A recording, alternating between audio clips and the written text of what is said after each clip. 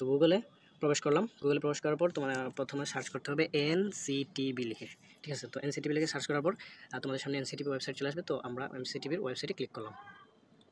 NCTB ওয়েবসাইটে click করার পর তো এখানে এটা ক্রস করতে হবে। তো এখানে দেখো দেওয়া আছে 2 নম্বর লাইনে যে এই যে 2025 শিক্ষাবর্ষের সকল পাঠ্যপুস্তকের তালিকা। তো এখানে ক্লিক করেও কিন্তু ডাউনলোড করতে পারবা, অথবা তুমি ওয়েবসাইটে ঢোকার পর এই যে মেনু আছে, মেনু এখান থেকে কিন্তু এই যে পাঠ্যপুস্তকের পরে এই যে নতুন বছরের পাঠ্যপুস্তক, এখানে কিন্তু এই যে 2025 এখানে সকল বছরের পাঠ্যপুস্তক এখান থেকে ডাউনলোড করতে হবে। তো আমরা এখানে ক্লিক করলাম।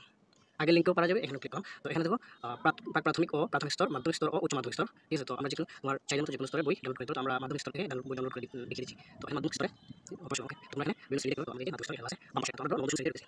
তো এই যে নবম শ্রেণী সকল বই দেখতে এখানে তোমরা এগুলো দেখতে আমি বই ডাউনলোড করে রেখেছি। এই যে বই দেখতে আমি ক্লিক করলাম। যে আমাদের দিয়ে সামনে হচ্ছে অনলাইন থেকে বই করতে হবে, ডাউনলোড হয়নি বলে ডাউনলোড করতে এখানে এই যে বাটন আছে, এই বাটনটা ক্লিক করতে হবে, ঠিক আছে। এই বাটনটা ক্লিক করে ডাউনলোড ওয়েবসাইটে যাবে এবং তারপর কিন্তু ওপেন হয়ে যাবে, ঠিক আছে। তো এটা অনেক ইংরেজি ভাষা বলছে আবার কাজ করতে না। তো এই যে কতগুলো সব ঠিক আছে।